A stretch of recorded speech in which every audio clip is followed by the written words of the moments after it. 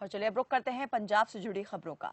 पंजाब में लगातार बढ़ रहा कोरोना का संक्रमण, इस वक्त की ये बड़ी खबर पंजाब से। कोरोना पर यह बड़ा अपडेट, पंजाब में लगातार बढ़ रहा कोरोना संक्रमण। पिछले 24 घंटे में 348 नए मामले आए सामने। प्रदेश में 9,800 पहुंचा संक्रमितों का आंकड़ा। कोरोना से अब तक 348 मरीजों की मौत। 348 मरीजों की अब तक कोरोना से मौत हो चुकी है पंजाब में, और अभी भी तेजी के साथ संक्रमण बढ़ रहा है। पिछले 24 घंटे में 348 नए मामले सामने आए। प्रदेश में 9,800 पहुंचा कुल संक्रमितों का आंकड़ा। पंजाब से कोरोना पर यह बड़ा अपडेट। अभी भी संक्रमण तेजी के साथ फैल रहा है। हालांकि कई कड़े और सख्त कदम यहां पर पंजाब सरकार की ओर से उठाए गए थे, लेकिन अभी भी संक्रमण की दर में कोई इतनी ज्यादा कमी आती दिखाई नहीं दे रही है, और इजाफा लगातार हर रोज हो रहा है संक्रमितों की संख्या में। 348 लोग अभी तक अपनी जान कोरोना की वजह से गंवा चुके हैं पंजाब में। पिछले 24 घंटे में बड़ी संख्या यहां पर संक्रमण की सामने आई है। संक्रमित मरीजों की 348 नए मामले पिछले 24 घंटे में पंजाब में सामने आए कोरोना के, और कुल संख्या संक्रमितों की 9,800 का आंकड़ा पार कर चुकी है।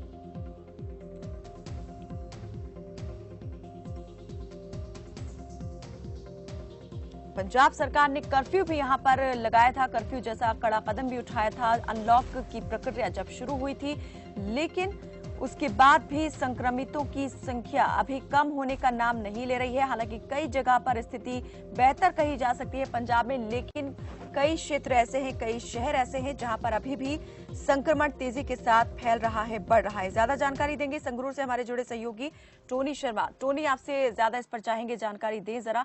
348 नए मामले, कहां से कितने मामले सामने आए? कायनात, अगर बात करें पंजाब की तो ये तो कोई बिल्कुल दो राय नहीं है कि जो पंजाब में है कोरोना के मामले बढ़ रहे हैं, लेकिन उसी के साथ कम भी हो रहे हैं। मैं अगर सर्वे की बात करें, पंजाब के संगरूर की बात करें, तो पहले पिछले दिनों 121 के करीब, 107 के करीब मामले थे, जो कम होकर सिर्फ 81 मामले रह गए हैं जो संगरूर की बात करें। अगर हम लिस्ट की बात करें तो मैं बताना चाहूंगा आपको, संगरूर में सिर्फ 8 मामले एक्टिव हैं, और मलेरकोटला में 27, धूरी में 2, सुना में 8। ऐसी लंबी लिस्ट है जो सिर्फ 81 मामले शो करती है डिस्ट्रिक्ट संगरूर में, जो कि बहुत राहत की बात है, क्योंकि ये मामले बढ़कर पहले 121 के करीब हो गए थे, इसमें बढ़ भी गए थे। लेकिन अब जो कमी देखी जा सकती है, इसका मतलब लोग जागरूक हैं, और इसमें भी कोई शक नहीं है कि पूरे जो पंजाब है उसमें मामले बढ़ रहे हैं, लेकिन कहीं ना कहीं एहतियात बरतनी होगी। जैसे पंजाब में ये संगरूर जिले में मामले कम हो रहे हैं, वैसे और जिलों में भी मामले कम होने की आगे संभावना कही जा सकती है, क्योंकि लोग जागरूक हो चुके हैं। कायनात, पिछले अगर 3 से 4 रोज की हम बात करें टोनी, तो इन दिनों में आपने कितना देखा कि संक्रमितों की संख्या सामने आ रही थी, और अभी जो ये आंकड़ा सामने आया है 348 का, ये कम है उसके मुकाबले या फिर ज्यादा है? आगे से कम है कायनात, क्योंकि अगर संगरूर की, अगर ये टोटल आप आंकड़ा जो बता रहे हैं टोटल पंजाब का होगा, लेकिन इसमें संगरूर के आंकड़े भी शामिल होंगे। और जैसे कल ही 13 जो पेशेंट है उसको डिस्चार्ज कर दिया गया है इसका मामले, इसका मतलब जो टोटल संक्रमित मामले है उसमें 13 और कम कर दीजिए। ऐसे ऐसे कम होते जाएंगे मामले। इसी को कह सकते हैं कि जागरूक होना, यानी ये कहें कि बेहतर स्थिति में है पंजाब यहाँ पर संक्रमण की दर को लेकर के। तो हम ये जानना चाहेंगे टोनी कि कितने अभी यहाँ पर जो कंटेनमेंट जोन थे उनकी संख्या में कमी आई है, कितने कम हुए हैं containment zone? Sorry, containment zone जो यहाँ पर थे बने हुए, उनकी संख्या में कितनी कमी आई है और कहाँ पर बढ़े हैं? जहाँ पे जैसे पहले पेशेंट रखे जाते थे, वहाँ पे पहले पेशेंट की तादाद जब बड़ी थी, जो शक्की मरीज थे उनको भी रखा गया था। उनकी जो जगह पहले निर्धारित की गई थी उसको कम कर दिया गया, क्योंकि पेशेंट अब कम हो गए, लेकिन उनको जगह को वैसे ही रखा गया है, क्योंकि इमरजेंसी में वो जगह यूज की जा सकती है। ऐसा हो सकता है कि मामले बढ़े, लेकिन ऐसी जो संभावना है बहुत कम नजर आ रही है, क्योंकि मामले लगातार कम होते जा रहे हैं। अगर कहीं ना कहीं मामले बढ़ते हैं तो उनको रखने की पूरी सुविधा की गई है ना। टोनी, मैं आपसे ये जानना चाहूंगी कि जैसे आप बता रहे हैं कि मामलों में लगातार जो है वो कमी देखी अब जा रही है, तो इसके लिए आप क्या मानते हैं, लोगों की जागरूकता ही ज्यादा तौर पर इसके लिए जिम्मेदार है, या फिर प्रशासन ने भी अपनी नीति में कुछ बदलाव किए या कुछ नए कदम यहाँ पर उठाए, फैसले लिए? कायनात, इसको टीम वर्क कहा जा सकता है, क्योंकि ये एक टीम है। टीम पूरी तरह काम कर रही है, चाहे लोग हो, चाहे प्रशासन हो, चाहे सरकार हो। अगर सरकार कोई फैसला लेती है तो लोगों के हाथ में लेती है, और सरकार जो गाइडलाइंस जारी कर रही है लोग उसको फॉलो करें। इसी के चलते जो कोरोना के मामले हैं कम हो रहे हैं। इसी को एक अकेले को इसका बेनिफिट नहीं दे सकते, क्योंकि अगर सरकार कुछ गाइडलाइन तय करती है तो लोग उसका पालन करते हैं। जो प्रशासन है वो थोड़ी सी कभी कभी सख्ती भी बरसता है, क्योंकि लोग जब समझने को पहले तैयार नहीं तो सख्ती भी की गई थी, लेकिन कहीं ना कहीं अब मामले हैं जो कम हुए हैं। ये इसको टीम वर्क कहा जा सकता है। कायनात जी, चलिए, बहुत शुक्रिया टोनी इस तमाम जानकारी के लिए। तो पंजाब में कोरोना का कहर तो बढ़ रहा है, लेकिन राहत की बात ये भी है कि मामलों में कमी भी दर्ज यहाँ पर की जा रही है। पहले जो संख्या यहाँ पर बहुत ज्यादा नजर आती थी, उसमें काफी सुधार दिखाई दे रहा है। तो कोरोना संक्रमण के कारण लगे लॉकडाउन के दौरान यात्रियों को घर पहुंचाने वाली पंजाब रोडवेज और पनबस इन दिनों घाटे का सामना कर रही है। हालात ये है कि बेड़े से करीब 50% गाड़ियां ही रूटों पर चल रही हैं, क्योंकि राज्य के बाहर जाने वाले रूट भी बंद कर दिए गए हैं। डिपो के ट्रांसपोर्ट मैनेजर के मुताबिक बाहरी राज्यों के लिए बसों की सेवा बंद किए जाने से पंजाब रोडवेज और पनबस को ज्यादा नुकसान हो रहा है।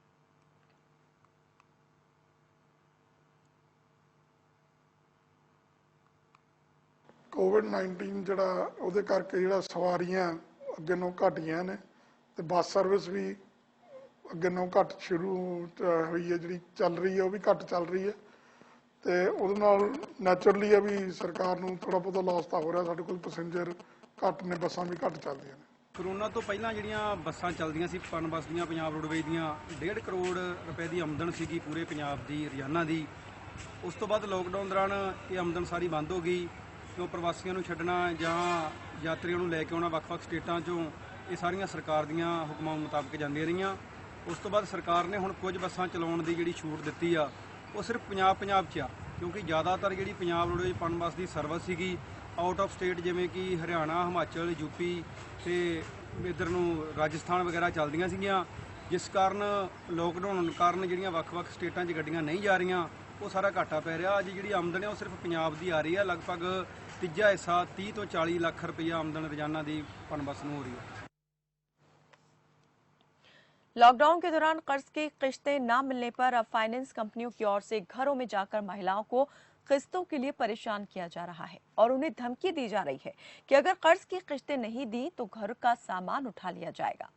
इन धमकियों से परेशान होकर अलग अलग गांव की करीब 150 महिलाओं ने रोष प्रदर्शन किया और सरकार से इस ओर ध्यान देने की मांग की। ਇਹ ਸਾਡੀ ਜ਼ਿਲ੍ਹਾ ਪੱਧਰ ਦੀ ਜਰਨਲ ਬਾਡੀ ਮੀਟਿੰਗ ਹੈ।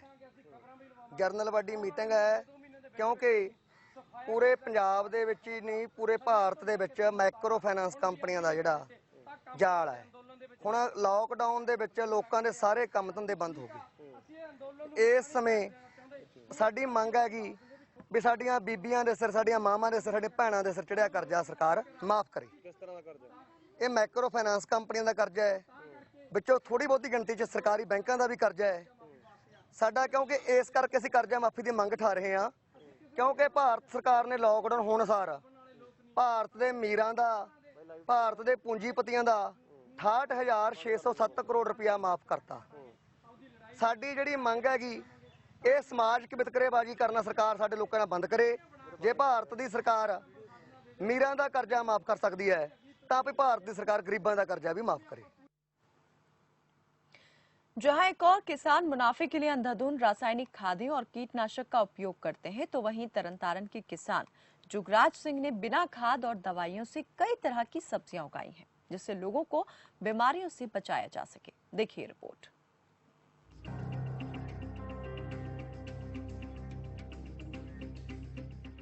ये तस्वीरें हैं पंजाब के तरनतारन की। खेतों में लहराती ये फसलें पूरी तरह से ऑर्गेनिक हैं। जैविक कृषि से प्यार करने वाले जुगराज सिंह ने बिना खाद और दवाई की यह सब्जियां उगाई हैं। किसान ने बिना किसी ट्रेनिंग, अपने तजुर्बे और मेहनत के बल पर जैविक कृषि की शुरुआत की। इसी का नतीजा है कि गेहूं, भिंडी, मक्की, खीरे, मिर्च के साथ साथ कई तरह की जैविक फसलें खेत की सुंदरता के साथ साथ शुद्धता बढ़ा रही हैं। वहीं जुगराज सिंह अब शुद्ध गुड़ बनाने की तैयारी में हैं। ਆਰਗੈਨਿਕ ਕਰਨ ਵਾਸਤੇ ਠਾਣ ਲਈ ਮੈਂ ਜਿਹੜੀਆਂ ਸਪਰੇਆਂ ਉਹ ਵੀ ਘਰ ਦੇ ਵਿੱਚ ਤਿਆਰ ਕਰਦਾ, ਅੱਕ ਤੋਂ ਕਰਦਾ ਵਾਂ, ਕੁਝ ਗੁੜ ਤੋਂ ਤਿਆਰ ਹੁੰਦੀਆਂ, ਡੀਕੰਪੋਜ਼ਰ ਵੀ ਜਿਹੜਾ ਉਹ ਵੀ ਯੂਜ਼ ਕਰਦੇ ਹਾਂ ਅਸੀਂ। ਬਾਕੀ ਇਹਦੇ ਵਿੱਚ ਗਡੋਆ ਜਿਹੜਾ ਆਪਣਾ ਪੈਲੀਆਂ ਦੇ ਵਿੱਚੋਂ ਮਰ ਗਿਆ, ਕੁਝ ਮਿੱਤਰ ਪੰਛੀ ਜਿਹੜੇ ਮਰ ਗਏ ਕੀੜਿਆਂ ਨੂੰ ਖਾਂਦੇ ਸੀ, ਉਹਨਾਂ ਨੂੰ ਮੁੜ ਬਹਾਲ ਕਰਨ ਵਾਸਤੇ ਵੀ ਸਾਡੀਆਂ ਕੋਸ਼ਿਸ਼ਾਂ ਨੇ ਵੀ ਉਹਨਾਂ ਨੂੰ ਫੇਰ ਜਿਹੜਾ ਕੀਤਾ ਜਾਵੇ। ਤੇ ਇਹ ਮੈਂ ਇਹ ਸੋਚ ਕੇ ਚੱਲਿਆ ਸੀਗਾ ਵੀ ਜਿਹੜਾ ਘੱਟੋ ਘੱਟ ਅਸੀਂ ਜ਼ਹਿਰ ਤਾਂ ਨਾ ਖਾਈਏ, ਮੰਨਿਆ ਕਿ ਅਸੀਂ ਘੱਟ ਖਾ ਲਾਂਗੇ ਪਰ ਜ਼ਹਿਰ ਨਾ ਖਾਵਾਂਗੇ। 4 ਕਿੱਲੇ ਜ਼ਮੀਨ ਜਿਹੜੀ ਆ ਉਹਨੂੰ ਆਰਗੈਨਿਕ ਕਰ ਸਕਿਆ। ਅੱਗੇ ਮੇਰੀ ਕੋਸ਼ਿਸ਼ ਹੋਏਗੀ ਮੇਰੀ ਜ਼ਮੀਨ ਹੋਰ ਵੀ ਮੁੰਡਾ ਪਿੰਡ ਠਾਰ ਦੇ ਵਿੱਚ ਹੈਗੀ ਆ, ਉੱਥੇ ਸ਼ਾਇਦ ਹੋ ਸਕਦਾ ਮੈਂ ਕਮਾਦ ਦਾ ਕਰਕੇ ਤੇ ਉੱਥੇ ਆਰਗੈਨਿਕ ਗੁੜ ਦਾ ਕਰ ਸਕਾਂ, ਜਿਹੜਾ ਕਿ ਅੱਜ ਕੱਲ੍ਹ ਲੁਪਤ ਹੋ ਗਿਆ ਤਕਰੀਬਨ ਪੰਜਾਬ ਦੇ ਵਿੱਚ। ਜਿਹੜਾ ਪਿਓਰ ਗੁੜ ਜਿਹੜਾ ਉਹ ਲੱਭ ਹੀ ਨਹੀਂ ਰਿਹਾ। घातक रसायन और कीटनाशक दवाओं का प्रयोग कई तरह की खतरनाक बीमारियों को न्योता दे रहा है। ऐसे में जीवन को बचाने के लिए सभी किसानों को जैविक खेती को अपनाना चाहिए। तरन तारण से खबर फास्ट के लिए पवन कुमार की रिपोर्ट।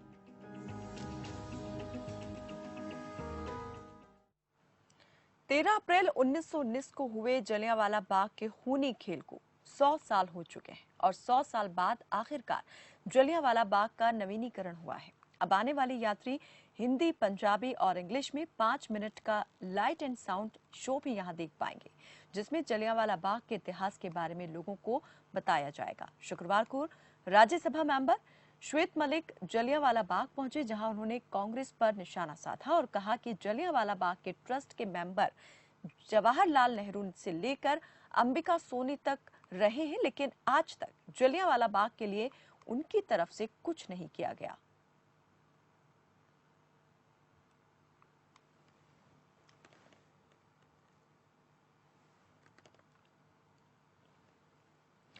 केंद्र सरकार के एपीएमसी ऑर्डिनेंस के खिलाफ पंजाब में किसान आंदोलन शुरू हो गया है। इसे लेकर पंजाब के अलग अलग जिलों में रोष प्रदर्शन किया गया।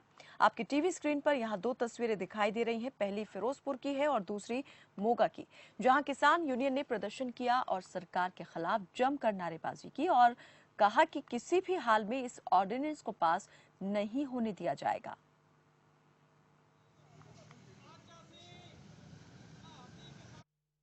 मोदी सरकार वालों जिहड़ा खेती सोध दे नां ते आर्डीनेंस जारी किया, ਅਸੀਂ किसान यूनियन वालों किसानां वालों इहनूं रद्द करदे आ, क्योंकि जे ये जारी हो गया सरकार 25 फसलों का भाव सानू MSP राही दिंदी है, जिंदे विचों सिर्फ 2 फसलां साडीआं, एक कणक ते झोना जिहड़ा MSP ते विकदा है, बाकी कोई फसल MSP ते विकदी नहीं, चाहे सरकार दे रही है। हुण सरकार MSP बंद करन जा रही है, जिंदे नाल MSP ਤਾਂ ਰਹੇਗਾ पर साडी फसल सरकार लैनों बंद कर देगी। ਅੱਜ ਭਾਰਤੀ ਕਿਸਾਨ ਯੂਨੀਅਨ ਕਾਦੀਆਂ ਪੰਜਾਬ ਦੇ ਸਾਰੇ ਜ਼ਿਲ੍ਹਾ ਹੈੱਡਕੁਆਟਰਾਂ ਤੇ ਰੋਸ ਕੀਤਾ ਜਾ ਰਿਹਾ, ਜੋ ਕਿ ਪਿਛਲੇ ਦਿਨਾਂ 'ਚ ਕੇਂਦਰ ਸਰਕਾਰ ਨੇ ਖੇਤੀ ਸੋਧ ਬਿੱਲ ਪਾਸ ਕਰਕੇ ਕਿਸਾਨੀ ਨੂੰ ਮਾਰਨ ਦਾ ਅਤੇ ਕਾਰਪੋਰੇਟ ਘਰਾਣਿਆਂ ਦੇ ਕਬਜ਼ੇ 'ਚ ਲਿਆਉਣਾ ਚਾਹੁੰਦੀ ਖੇਤੀ ਨੂੰ। वहीं दूसरे को कानून का पाठ पढ़ाने वाले पुलिस SHO पर जब उसके ही थाने में भ्रष्टाचार के मामले में केस दर्ज हुआ तो वो थाना परिसर से फरार हो गया। आरोप है कि SHO और एक थानेदार ने वांटेड मुजरिम को पैसे लेकर छोड़ दिया। डीएसपी स्तर के अधिकारी की जांच के बाद SHO बलजीत सिंह और ASI पवन कुमार पर भ्रष्टाचार एक्ट के तहत मामला दर्ज किया गया है। पुलिस ने थानेदार को रिश्वत के 1,04,000 रुपए समेत गिरफ्तार किया है। वहीं थाने से फरार हुए SHO की तलाश में पुलिस छापेमारी कर रही है।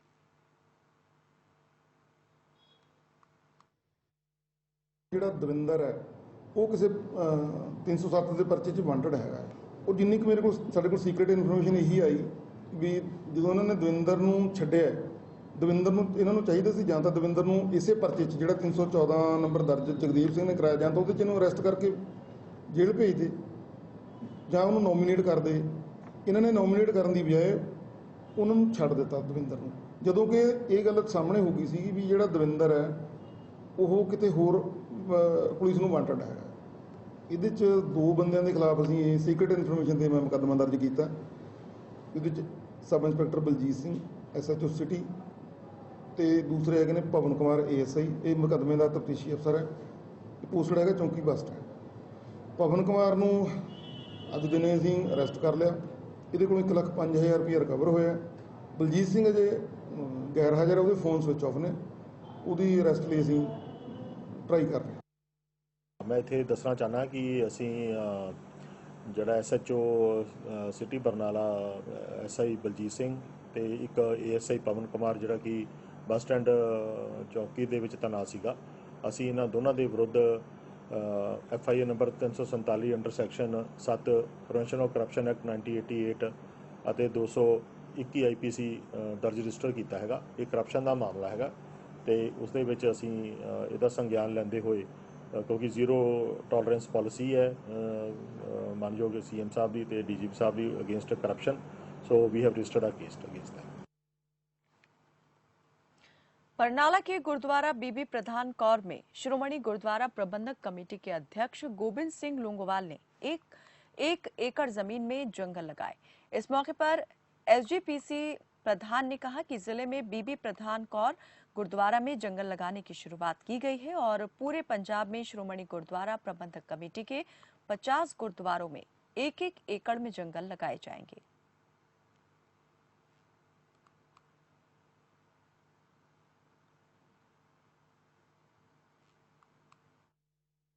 अपना श्रोमणी गुरुद्वारा प्रबंधक कमेटी के गुरुद्वारा साहब ने सारे थां ते जंगल लाने का जिहड़ा है ये प्रोग्राम बनाया। तो 1 एकड़ दे विच सारा जंगल लाया जाना, जिहदे विच 50 तरह के ਵੱਖ-ਵੱਖ ਜਿਹੜੇ बूटे होणगे, जिहदे च फलदार भी होणगे, छांदार भी होणगे और दवाइयां वाले भी होणगे। हर तरह का बूटा जिहड़ा इन्हां जंगलों के विच जिहड़ा है ये लाया जाना है।